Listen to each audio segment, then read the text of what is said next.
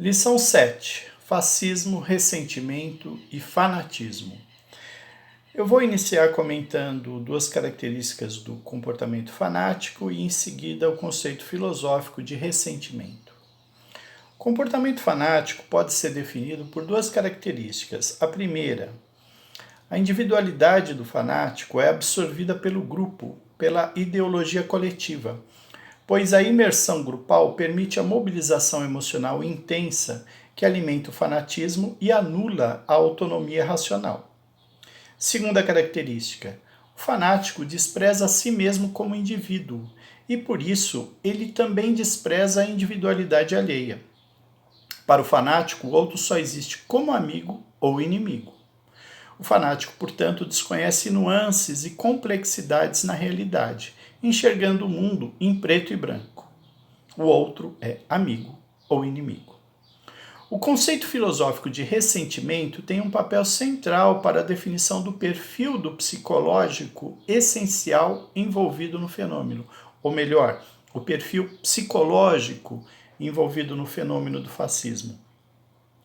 Desde a abordagem de Nietzsche, sabe-se que o ressentimento pode ser entendido como uma constelação de sentimentos de acusação e de vingança, configurando uma atmosfera emocional de envenenamento psicológico fomentadora de comportamentos reativos.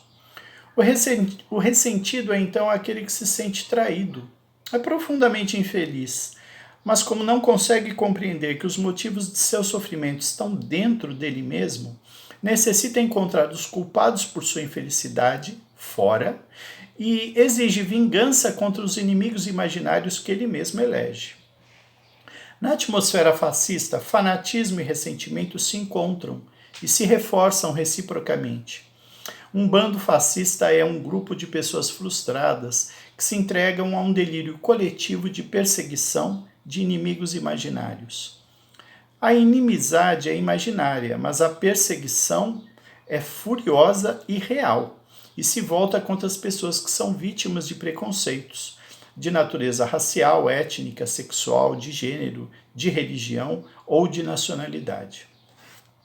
Mas se os motivos dessa profunda infelicidade da pessoa, que é fanática e ressentida, estão no interior dela própria, ela necessita realizar um grande esforço para se convencer de que o problema está do lado de fora, está no outro, no estranho, que não pode ser percebido dentro dele mesmo, porque ele não se permite essa autorreflexão. Em outras palavras, o indivíduo fanático e ressentido realiza uma afirmação obsessiva e furiosa de sua ideia fixa, pois ele precisa convencer antes de mais nada a si mesmo sobre a farsa que ele constrói. É justamente por isso que é impossível discutir com pessoas fanáticas, pois elas se enfurecem quando alguém põe em dúvida suas convicções de natureza religiosa, política, ideológica, etc. Uma outra característica comum ao fanatismo e ao ressentimento consiste na hostilidade aberta aos potenciais de autonomia na esfera da cultura.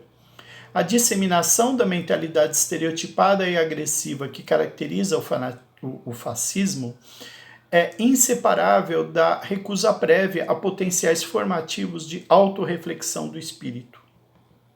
A personalidade autoritária é avessa a processos formativos na esfera espiritual, pois os processos formativos poderiam dissolver os mecanismos emocionalmente reativos que deformam sua capacidade de realizar experiências autônomas na relação com o mundo. A aversão prévia a experiências culturais diferenciadas constitui uma espécie de imunização na esfera educativa, que poderia transformar uma consciência coisificada em um homem esclarecido. É importante destacar que o aspecto raivoso com que o indivíduo reage diante de todo tipo de manifestação cultural capaz de se elevar para além do senso comum trai o ressentimento como sintoma profundamente estabelecido na consciência. Isso explica por que o fascista é inimigo declarado da cultura, pois as experiências de autonomia no campo da cultura representam justamente a possibilidade de evolução do espírito, que ele procura a todo custo impedir em si mesmo e também nos outros. O comportamento ressentido na esfera da cultura é altamente perverso, pois no fundo a pessoa se volta justamente contra os instrumentos que poderiam possibilitar que ela se libertasse de tanta infelicidade, sofrimento e frustração.